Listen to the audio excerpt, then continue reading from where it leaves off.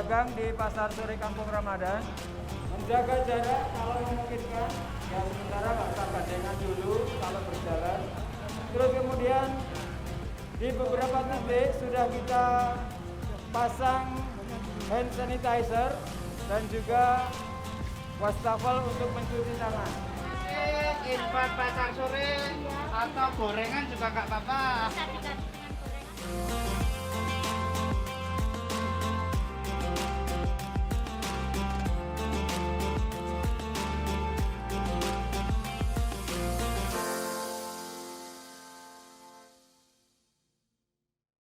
Bagi jamaah yang mempunyai gejala batuk, demam, sesak napas, atau sedang tidak enak badan, diharapkan agar sholat di rumah saja.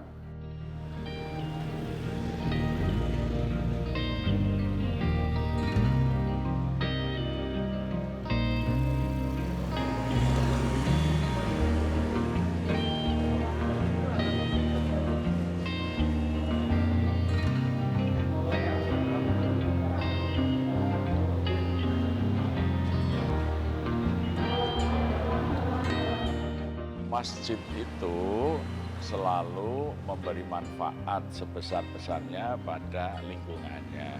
Jadi masjid ini tidak hanya melayani orang sholat, tetapi juga masjid ini dari awal sudah memikirkan bagaimana warga miskin di sekeliling masjid ini bisa dientaskan.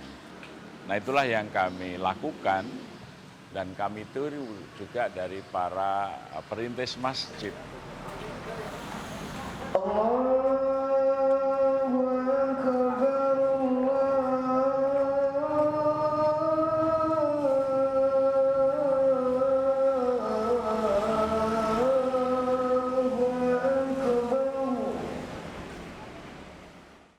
Kalau Masjid Jogokarian ini baru diletakkan batu pertamanya pada tanggal 22 September 1966 dan selesai dibangun tanggal 20 Agustus 1967.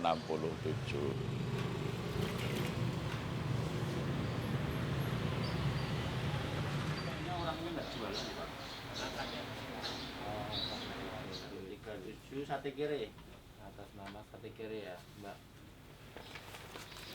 Sebenarnya ada yang masuk lagi tuh guys. Mana apa? Oh itu. Nih, Intan.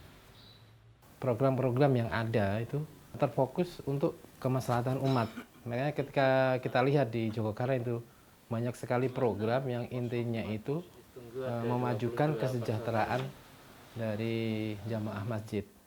Mulai dari ATM beras, mulai kemudian subsidi beasiswa untuk masyarakat, kemudian jika ada yang kesusahan sampai dibangunkan rumah, itu semuanya tujuannya sebetulnya untuk membangkitkan giroh untuk datang ke masjid, sholat berjamaah.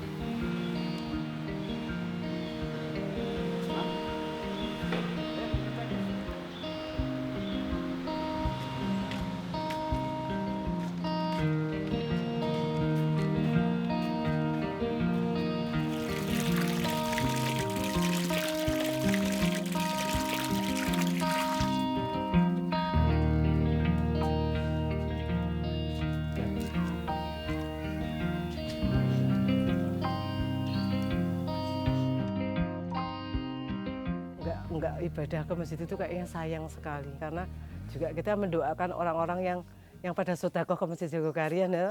Semoga juga lancar rezekinya, nanti sedekahnya ke Jogokarian semakin banyak.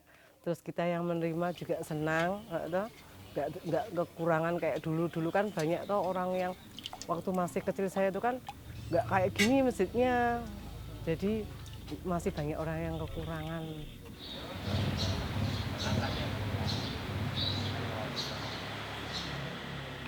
Saya dulu pernah merasakan sendiri, dapat nggak anak yatim tapi ya bantuan untuk yang anak tidak mampu itu dapat setiap bulannya. Itu jadi meringankan ini nggak cuman beras dok, jadi termasuk uang juga. Saya malah susah kalau nggak ada Masjid Jogokarian. Wong dulu sebelum Masjid Jogokarian seperti ini aja, dulu nganu kok masa kecil-kecil saya di sini itu banyak pencurian. Tapi kalau sekarang selama ada Masjid Jogokarian itu enggak. Orang-orangnya sekarang kan mungkin pada taat ke masjid ya, enggak kayak dulu lagi. Ya, dulu kan zaman susah ya, enggak kayak sekarang.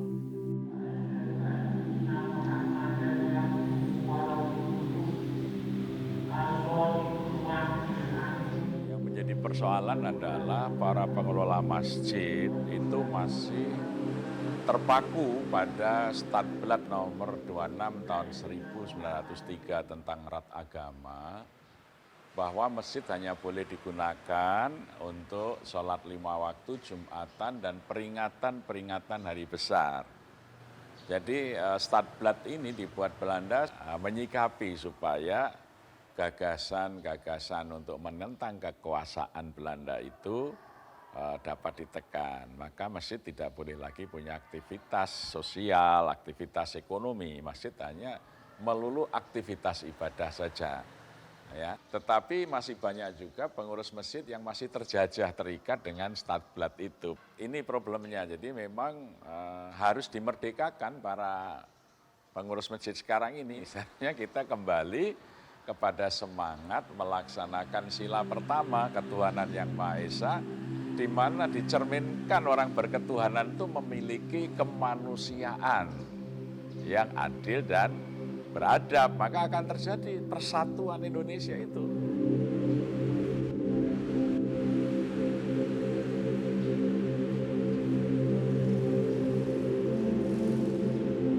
Sampai hari ini kita lestarikan bahwa keberadaan Masjid Jogokarian ini harus memberi manfaat seluas-luasnya bagi kehidupan masyarakat.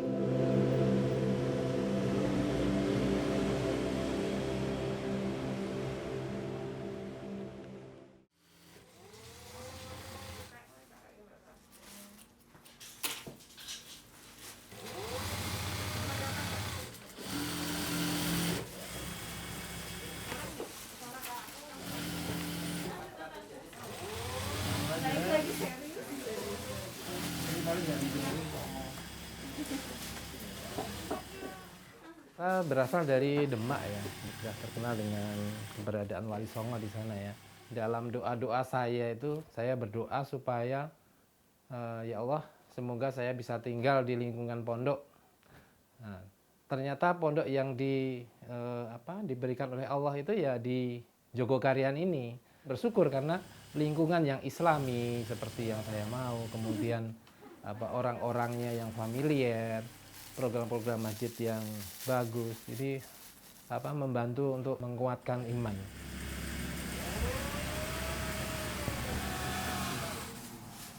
Ketika tahun 2019 ada pemilihan pengurus baru, nah saya dimasukkan dalam Biro Pemberdayaan Perekonomian Jamaah Jogokarian. Tujuan utamanya untuk memajukan produktivitas jamaah masjid supaya timbul entrepreneur baru.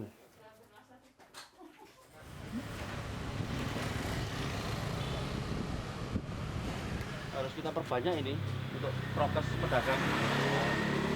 Nanti kan cuci tangan di sini sama hand sanitizer. Nanti di masing-masing lapak kita tambah lagi. Tambah lagi. Ya kalau gitu nanti kita nggak bisa nerapin prokes. Ketika Jogokarian itu tampil biasa-biasa saja, orang tidak akan mau datang ke Jogokarian. Karena dari segi historis pun tidak ada sejarah yang membuat menarik Jogokarian, apalagi bangunan. Value-nya adalah pembinaan atau manajemen masjid yang bagus. Jadi masjid itu bukan untuk penampung infak, membangun masjid yang megah, akan tapi masjid difungsikan untuk melayani umat. Kita udah masuk tahun kedua pandemi. Pedagang itu yang dagang satu, tapi yang nitipkan barang itu banyak. Nah, Saya itu. sarankan untuk menitip barang pada Lapak temannya. teman-teman yang sudah dapat lapak.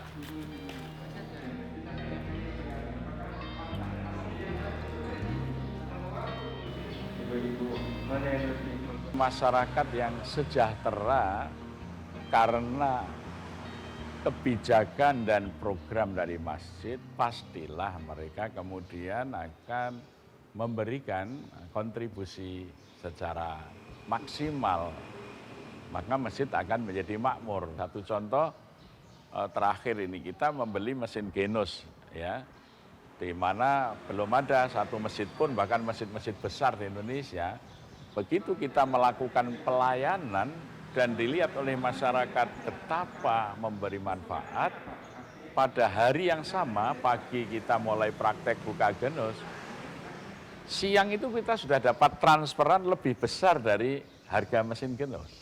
Ya, jadi artinya masyarakat itu melihat bahwa oh, masjid ini melakukan pelayanan yang memang dibutuhkan oleh masyarakat.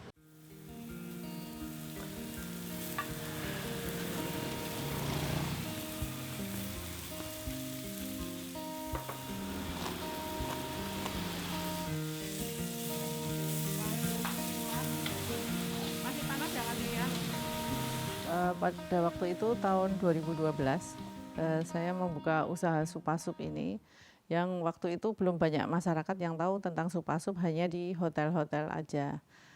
Kebetulan waktu itu marak makanan yang jajanan yang tidak sehat, sementara anak-anak saya masih kecil, jadi saya berpikiran bagaimana caranya bikin makanan sehat untuk masyarakat.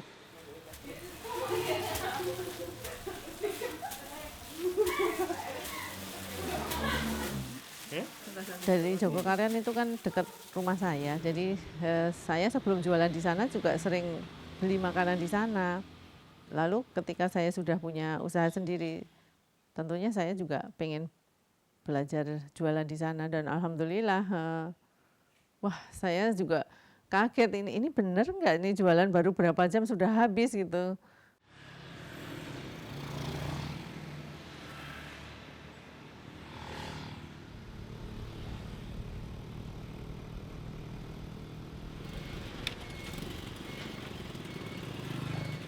Waktu pandemi kan tidak boleh jualan, tapi dengan tidak diaturnya para pedagang yang nekat jualan demi sesuap nasi ya di sana.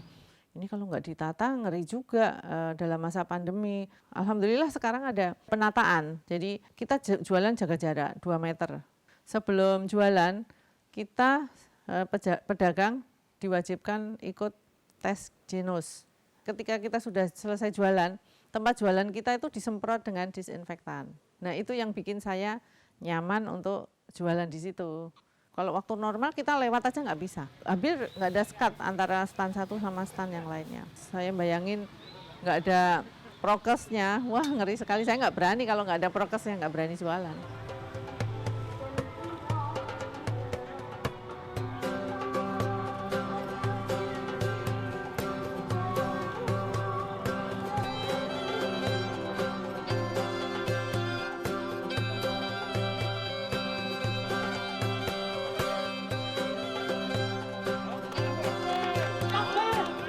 Secara natural, warga masyarakat itu kan bisa melakukan adaptasi dengan pandemi. Dan mereka sudah punya harapan yang penuh karena regulasi pemerintah ini sudah mengekang kebebasan masyarakat untuk melakukan upaya-upaya peningkatan kemakmuran. Maka sebetulnya pemerintah itu hanya diminta membuat regulasi yang jelas, berkesinambungan, sehingga warga masyarakat itu betul-betul bisa taat prokes tetapi tidak berkesulitan menghadapi kehidupan gitu. Jadi nah masjid ini mencoba itu, bagaimana prokes di masjid kita lakukan tetapi harapan masyarakat untuk memiliki penghasilan, beraktivitas, mendapatkan asupan pendidikan bagi anak-anak itu tetap berjalan.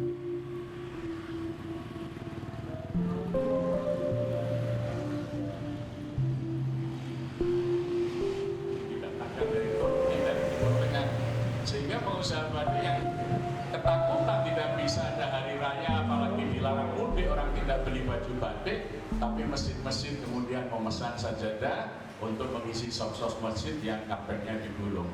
Karena pandemi ini akan selalu ada secara periodik ya. Kita mengalami tahun 48 sampai tahun 50 itu kolera, kemudian tahun 64 sampai 67 malaria, kemudian awal 80-an menghadapi pandemi demam berdarah, cikungunya.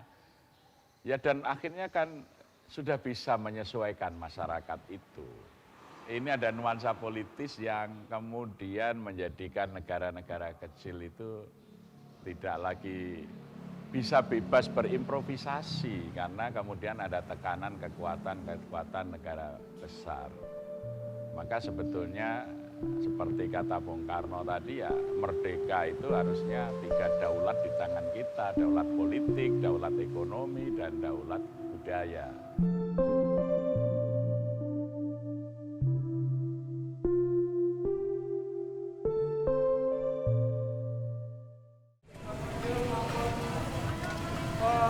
Pedagang di Pasar Sore Kampung Ramadan menjaga jarak kalau memungkinkan, ya sementara nggak usah gandengan dulu kalau berjalan. Terus kemudian di beberapa titik sudah kita pasang hand sanitizer dan juga wastafel untuk mencuci tangan. Kemudian selalu memakai masker karena sepanjang jalan wilayah Pasar Sore Kampung Ramadan ini adalah hukumnya wajib memakai masker.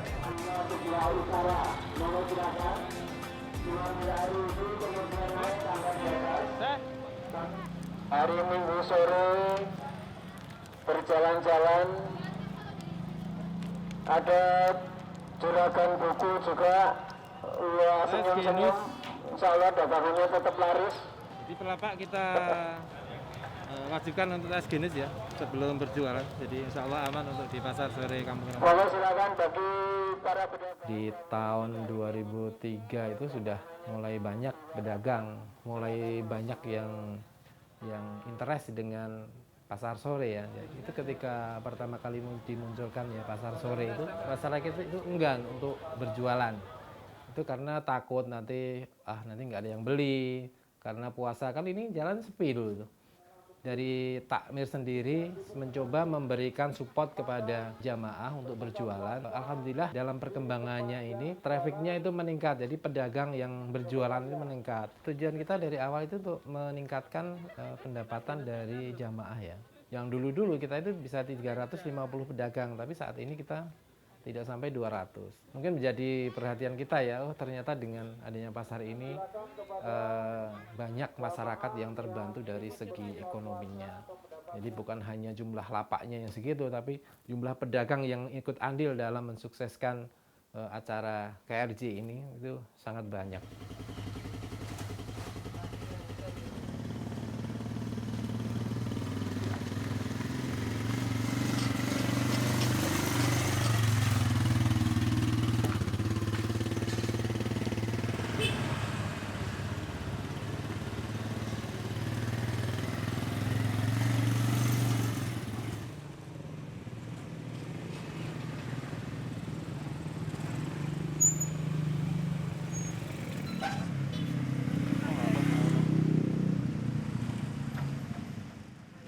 Mulai rame itu tahun 2005 ya, terus dari itu mulai ada pasar sore.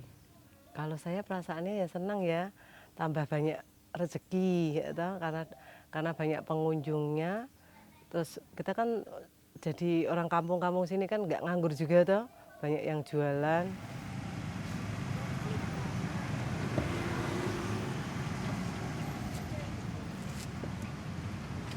Jualan es campur gemes itu kok nganu ya lumayan ya, padahal cuma 3.000, hasilnya lumayan. Cuma 3.000 loh itu, nggak 5.000 loh. Kalau sebelahnya nggak laku malah kasihan. Misalnya ada orang yang jual 6.000, malah takutnya dia mah nggak suka sama saya karena saya mungkin murah mungkin. Saya rencana juga pengen gratis kalau pas hari Jumat. Kemarin pas lupa hari Jumat itu saya jadi nggak gratis, makanya terus punya rencana harganya harusnya 5.000 tapi 3.000 aja, jadi yang 2.000 itu untuk sodako. Punya nggak punya tetap saya memang rencananya pengen sodako daripada sodako yang besar. Kalau langsung 100 kan kelihatannya kan besar, bukan sayang, tapi kita kalau kadang nggak punya uang ya mending 2.000 itu, tapi kan setiap hari kan nggak terasa gitu loh. infak pasar sore atau gorengan juga nggak apa-apa. Bisa diganti dengan gorengan, Mas. Oh bisa. Oh, gorengannya. Wah. Oh, sore kalau putar kalau ide kalau. Oh no mas. Kabar aku. Apa sih infak pasar sore?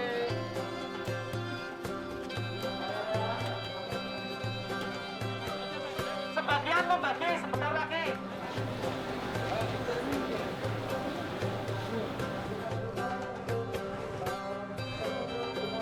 Kalau mereka merasakan kemurahannya Allah, toh, ya, jadi maka masjid itu harus mencerminkan kemurahan Allah di dalam kehidupan. Tapi kalau sujud adalah bagaimana seseorang itu tunduk patuh kepada Allah dengan memberikan sebesar-besarnya manfaat bagi sesama kehidupan. Nah itulah yang kami aplikasikan. Jadi ini bukan sajadah besar, tetapi ini adalah masjid gitu.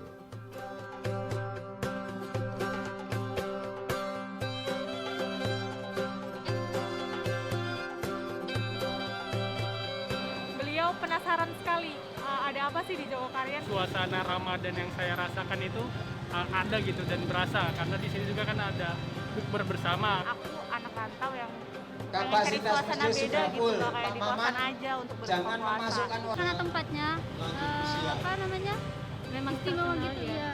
Kalau apa namanya setiap tahun dibuka kayak gitu di Kampung Ramadan Jogokarian gitu. Protokol kesehatannya juga di sini sangat dijaga oleh panitia dan juga sudah disesuaikan berdasarkan anjuran daripada pemerintah.